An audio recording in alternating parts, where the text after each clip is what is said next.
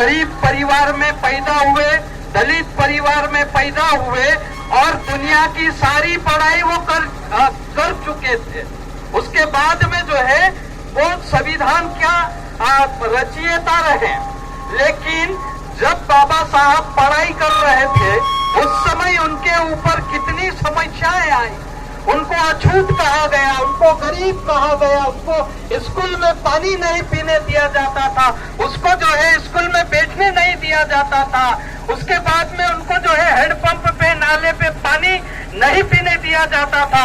ऐसी विकट परिस्थिति में बाबा साहब ने दुनिया की सबसे ऊंची पढ़ाई बैरिस्टरी करने के बाद में हमारे देश को चलाने के लिए संविधान लिखा और उसी संविधान के आधार पर हमारा पूरा देश चल रहा है। आज हमारा देश का संविधान बाबा साहिब ने लिखा, लेकिन हमारा देश का संविधान दुनिया का सर्वश्रेष्ठ संविधान है और इस संविधान के तहत हमारा देश चलता है और हम भी जो है इसी संविधान के अनुरूप चलते हैं। संविधान में सबको जीने का अधिकार बाबा साहब ने दिया है, सबको खाने का अधिकार दिया है, सबको रहने का अधिकार दिया है, सबको अपना अपना काम करने का अधिकार दिया है।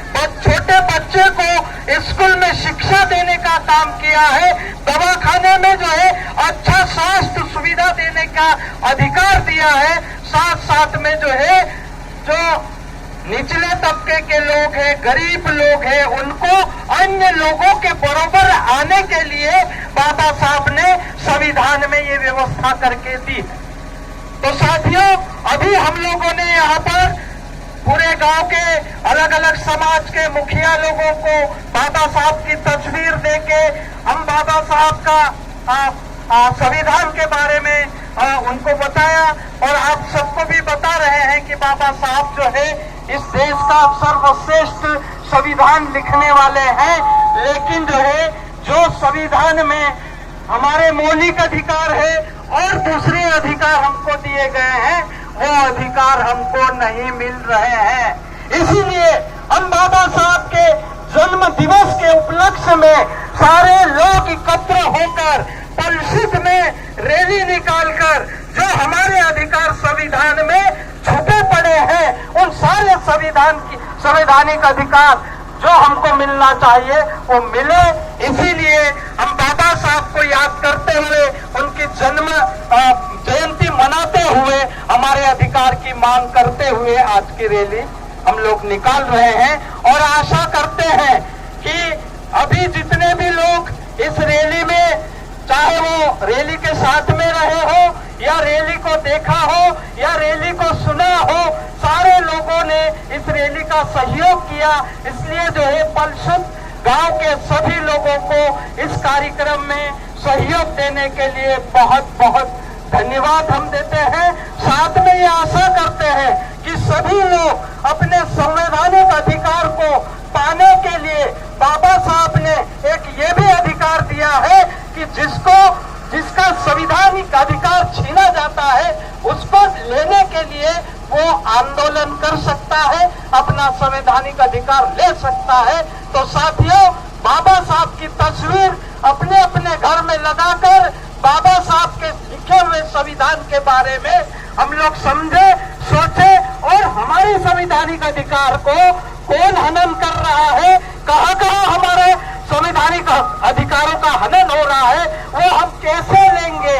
तो वो बाबा साहब ने कहा था, पढ़ो पढ़ो लिखो और संगठित हो।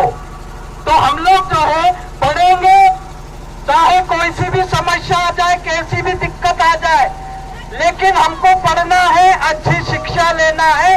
बाबा साहब के जैसे बाबा साहब का मैंने बोला कि बाबा साहब निचली जाति के थे, गरीब परिवार से जन्मे थे, लेकिन दुनिया की सबसे ऊंची पढ़ाई उन्होंने करी। तो उनको जो है सहयोग देने के लिए राजस्थान के राजा ने पूरी मदद करी। उन्होंने जात पात ऊंच नीच नहीं देखा, लेकिन जो है बच्चे की बुद्धि को देखा, विद्यार्थी की शिक्षा का स्तर को देखा, उस शिक्षा के स्तर को बढ़ाने का काम उन्होंने किया, वो राजा ने, और जिससे जो है हमारे बाबा साहब जो है दुनिया की सबसे ऊंची शिक्षा पाने के बाद में भारत का सर्वश्रेष्ठ जो है संविधान को लिखा, और आज जो है हमारे देश में संविधान लागू है। उस संविधान के तहत हमको हमारा अधिकार कैसे मिले, इन्हीं दो शब्दों के साथ में मैं आप सबों से पुनः निवेदन करता हूं कि जिस प्रकार से हमारे अधिकार संविधान में मिले हैं, उन अधिकारों को लेने के लिए हम सब संगठित हो और फिर बाद में हमारे अधिकार को हम लेंगे। इन्हीं आशा और विश्वास के साथ में मैं मेरी बात यही खत्म करता हूं और आप लोगों को खूब खूब धन्यवाद।